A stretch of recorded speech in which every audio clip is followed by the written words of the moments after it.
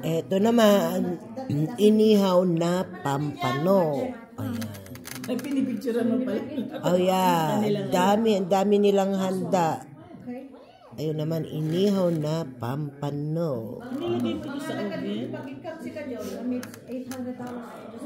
Ala, gore ka. Ayan. Paris sa neta. Sino nagluto ng turkey? Ikaw rin? Maalam, ba di mo maalam di ilog na. Ayan. Nung di mo alam na ito. Correct.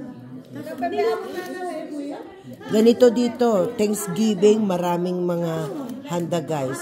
Parang mas importante ang Thanksgiving nila dito kaysa Christmas. Ganon.